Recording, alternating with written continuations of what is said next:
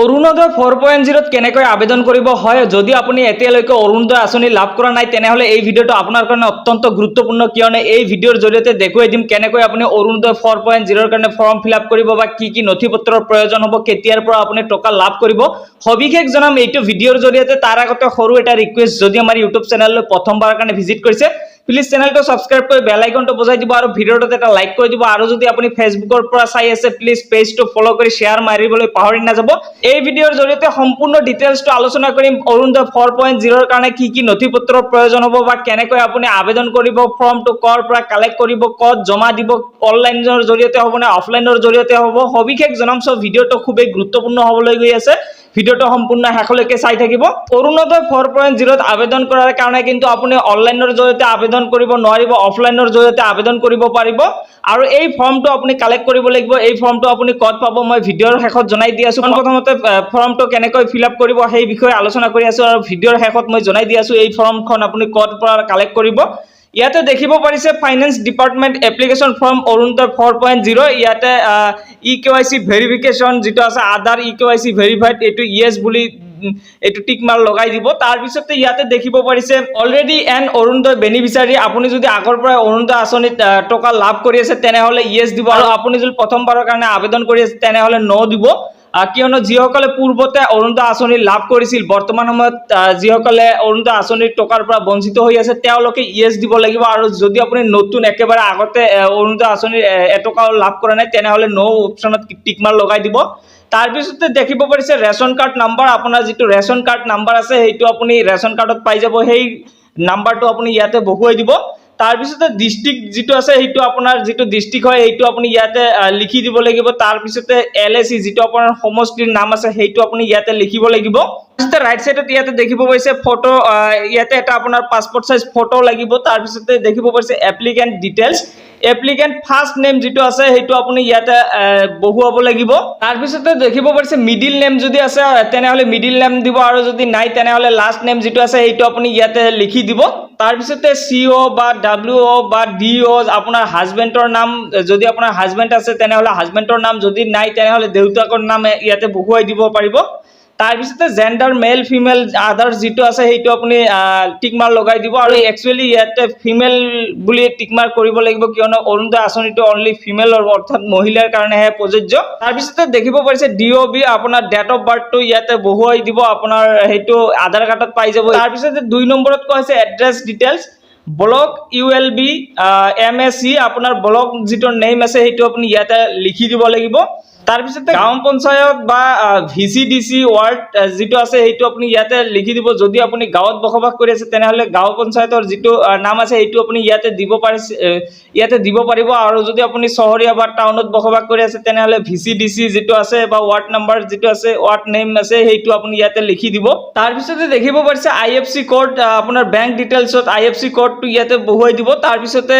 যেটো আছে account number আপোনাৰ এটো পাসবুকত পাই যাব এটো আপুনি ইয়াতে বহুৱাই দিব একাউন্ট ডিটেইলছ সিডেড উইথ আধাৰ এটো টিক মাৰ লগাই দিব তাৰ পিছতে 3 নম্বৰত দেখিব পাৰিছে আধাৰ ডিটেইলছ মোবাইল নাম্বাৰ দেখিব পাৰিছে এটা ভ্যালিড মোবাইল নাম্বাৰ দিব যেটো এক্টিভ আছে সেই মোবাইল নাম্বাৰটো ইয়াতে দি দিব আৰু ইমেইল আইডি যদি আছে তেনেহলে দিব পাৰে নিদিলেও একো কথা নাই তাৰ পিছতে 4 নম্বৰত দেখিব পাৰিছে ডিক্লেৰেশন এণ্ড এগ্ৰিমেন্ট যেটো আছে হেতু আপোনাৰ ভালকৈ ফিল কৰি ল'ব লাগিব ইয়াতে দেখিব পাৰিছে আই নেমটো ইয়াতে দিব লাগিব ইয়াতে বক্স খালি থাকিব আই আপোনাৰ নামটো দিব hair declare that all information provide is true and I am permanent resident of Assam এইটো দেখিব পাৰিছে তাৰ পিছতে ডেটটো দিব তাৰ পিছতে প্লে স্কোৰ পৰা আবেদন প্ৰক্ৰিয়াটো সমাপ্ত কৰিছে সেই প্লেসটো ইয়াতে বহুৱাই দিব তাৰ পিছতে নেক্সট পেজত আৰু এটা 3 নম্বৰত ইম্পৰ্টেন্ট কথা হৈছে উইন্ডো নে দিব্যাংগন বা ডিভোৰ্স ওমেন বা women AY beneficiary unmarried women যেটো হয় এটো আপুনি ইয়াতে টিক মাৰ লগাই দিব বা আপুনি যদি দুখিয়া ঘৰৰ পৰা বিলং কৰি আছে তেনেহলে দেখিব পাৰিছে household income less than 2 lakh যেটো আছে এনুৱেল ইনকাম হেতু আপুনি ইয়াতে টিক মাৰ লগাব পাৰে যেটো হয় এটো আপুনি ইয়াৰ পৰা দিব পাৰিব বিকলাঙ্গ সকলে দিব্যাংগন যেটো আছে হেতু দিব ডিভোৰ্স যিসকলে ডিভোৰ্স মহিলা আছে তেওঁলোকে ইয়াতে দেখিব পাৰিছে ডিভোৰ্স ওমেন এজ 45 প্লাস হেতু দিব পাৰে তাৰ পিছতে bank account details of the applicant যেটো আছে হেতু ব্যাংক একাউন্ট নাম্বাৰটো ইয়াতে দিব লাগিব তাৰ পিছতে ব্যাংক নেম যেটো আছে হেতু আপুনি ইয়াতে দিব পাৰিব আপোনাৰ গাঁৱলীয়া হ'লে আসাম গ্ৰামীণ বিকাশ বেংক আৰু ষ্টেট বেংক হ'লে ষ্টেট বেংক অফ ইণ্ডিয়া এনেকৈ লিখি দিব। দেখিব পাৰিছে কনচেণ্ট চেল্ফ ডিক্লাৰেশ্যন যিটো আছে এইটো আপোনাৰ মাই আধাৰ নাম্বাৰ ইজ এইটো আপোনাৰ আধাৰ নাম্বাৰটো বহুৱাই দিব, আপোনাৰ আধাৰ কাৰ্ডত এই নম্বৰটো পাই যাব। আৰু শেষত দেখিব পাৰিছে চেল্ফ ডিক্লাৰেশ্যন যিটো আছে চিগনেট, সেইটো আপুনি য়েছ কৰি দিব। তাৰপিছতে ডিক্লাৰেশ্যন যিটো আছে সেইটোত একো কৰিব নালাগে। তলত একেবাৰে শেষত দেখিব পাৰিছে থাম্ব আৰু চিগনেচাৰ, যিসকলে চিগনেচাৰ কৰিব নোৱাৰে তেওঁলোকে থাম্ব দিব পাৰিব। আৰু যদি আপুনি চিগনেচাৰ কৰিব পাৰে ইয়াতে এটা চিগনেচাৰ কৰি আপোনাৰ ফৰ্মটো কমপ্লিট হৈ যাব। আৰু আপোনাৰ এই ফৰ্মখনৰ সৈতে আপোনাৰ আধাৰ কাৰ্ডখন, তাৰপিছতে আপোনাৰ যিখন পাছবুক আছে বেংক পাছবুক আছে সেইটো লাগিব, তাৰপিছতে পেন কাৰ্ডখন দিব পাৰে, ভোটাৰ আইডিখন দিব পাৰে। এইকেইখন ডকুমেণ্ট হ'লেই কিন্তু আপোনাৰ এই অৰুণোদয় 4.0 কাৰণে আবেদন কৰিব পাৰিব। আৰু আপুনি এই ফৰ্মখন ক'ৰ পৰা কালেক্ট কৰিব, আপোনাৰ ডিষ্ট্ৰিক্টত বা আপুনি যিটো গাঁৱত বসবাস কৰি আছে বৰ্তমান সময়ত আপুনি পঞ্চায়তত ভিজিট কৰি এবাৰ খবৰ ল'ব যে বৰ্তমান সময়ত সেই ডিষ্ট্ৰিক্টত অৰুণোদয় 4.0 কাৰণে আবেদন প্ৰক্ৰিয়াটো আৰম্ভ হৈছে নে নাই। যদি আবেদন প্ৰক্ৰিয়া আৰম্ভ হৈছে তেনেহ'লে আপুনি সেই পঞ্চায়তৰ পৰাই কিন্তু এই ফৰ্মখন কালেক্ট কৰি আপুনি ফিল আপ কৰিব পাৰিব। যদি আপোনাৰ ডিষ্ট্ৰিক্টত আৰম্ভ হোৱা নাই তেনে ক্ষেত্ৰত কিন্তু আপুনি নোৱাৰিব। আপোনাৰ ডিষ্ট্ৰিক্টত যেতিয়া আবেদন প্ৰক্ৰিয়াটো আৰম্ভ হ'ব তেতিয়াই কিন্তু আপুনি এই ফৰ্মখন কালেক্ট কৰি এনেকৈ ফিল আপ কৰাৰ পিছতে যিকেইখন ডকুমেণ্টৰ কথা ক'লোঁ এই ডকুমেণ্ট কেইটা আপুনি গাঁঠি দিয়াৰ পিছত আপুনি সেই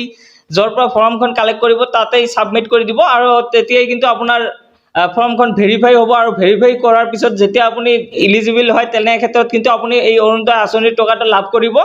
আৰু এই যিসকলে অৰুণোদয় আঁচনিৰ এই মাহত টকাটো এতিয়ালৈকে পোৱা নাই তেওঁলোকে কিন্তু আগষ্ট মাহৰ 1 তাৰিখতেই অৰুণোদয় আঁচনিৰ টকাটো লাভ কৰিব। ইতিমধ্যে কিন্তু অসমৰ মুখ্যমন্ত্ৰী তথা ডক্টৰ হিমন্ত বিশ্ব শৰ্মা ডাঙৰীয়াদেৱে কেবিনেট বৈঠকৰ এই কথা উল্লেখ কৰিছে। চ' আপুনি যদি এতিয়ালৈকে আবেদন প্ৰক্ৰিয়াটো সমাপ্ত কৰা নাই আপুনিও আবেদন প্ৰক্ৰিয়াটো সমাপ্ত কৰিব পাৰিব। আপুনিও কিন্তু সেই 1 আগষ্টৰ পৰাই কিন্তু অৰুণোদয় আঁচনিৰ টকাটো লাভ কৰিব। চ' এইখিনি আছিল আজিৰ মূল বিষয়বস্তু। যদি ভিডিঅ'টো ভাল লাগিছে আপোনাৰ বন্ধুবৰ্গলৈ শ্বেয়াৰ কৰি দিব। আৰু যদি চেনেললৈ নতুনবাৰ কাৰণে আহিছে চেনেলটো ছাবস্ক্ৰাইব কৰি বেল আইকনটো বজাই দিব।